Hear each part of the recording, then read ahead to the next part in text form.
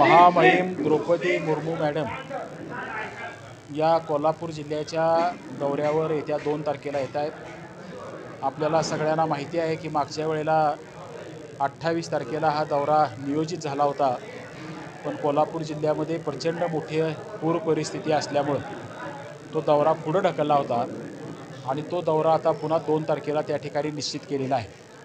आणि हा दौरा प्रामुख्यानं अंबामातेचं दर्शन कोल्हापूरमध्ये करणं आणि वारणा उद्योग समूहाच्या वतीनं जे महिला उद्योगाचं काम सुरू झालं त्याच्या सुवर्ण महोत्सवाची सुरुवात करणं, वारणेत जे शिक्षणाचं काम सुरू झालं त्याच्या हिरक महोत्सवाची सुरुवात करणं आणि वारणा विद्यापीठाची जी नव्यानं स्थापना होऊ पाहते आहे त्या विद्यापीठाचं उद्घाटन करणं आणि वारणा आणि ह्या सगळ्या पंचक्रोशीतल्या महिलांना एक आत्मविश्वासाचा, नारी शक्तीचा संदेश देणं, अशा प्रकारचा हा कार्यक्रम आपण त्या ठिकाणी आयोजित केलेला आहे.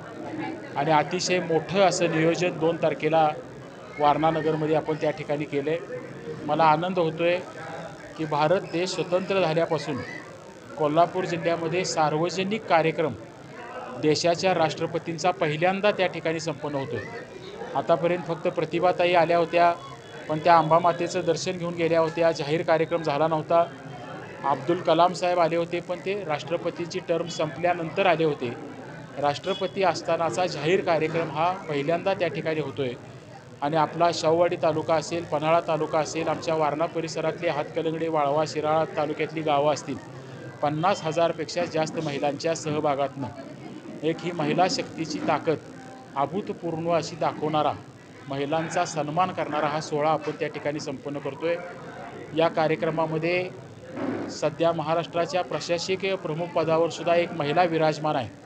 महाराष्ट्राच्या चीफ सेक्रेटरी सुजाता सैनक मॅडम, त्यांचाही सत्कार आपण करतो आहे.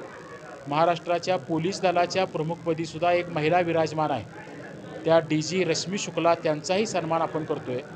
आणि सगळ्यात आनंदाची गोष्ट म्हणजे कोल्हापूर जिल्ह्याला किंवा महाराष्ट्राला खाशाबा जाधवांच्या नंतर महाराष्ट्राला 71 वर्षानं ऑलिम्पिकचं पदक मिळवणारा स्वप्नील कुसळे हा कोल्हापूर जिल्ह्यातल्या सुपुत्राचा सुद्धा सन्मान राष्ट्रपतींच्या हस्ते आपण त्या कार्यक्रमामध्ये करायचं ठरवलं आहे. आणि असं हे भव्य आयोजन त्या ठिकाणी केलं आहे.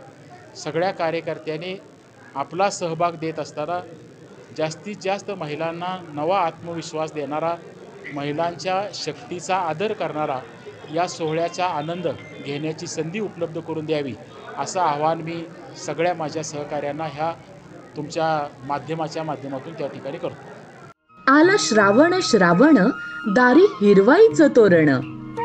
व्रतवैकल्याचा हा श्रावण गोकुळच्या श्रीखंड आणि बासुंदीने आणखी मधुर करूया.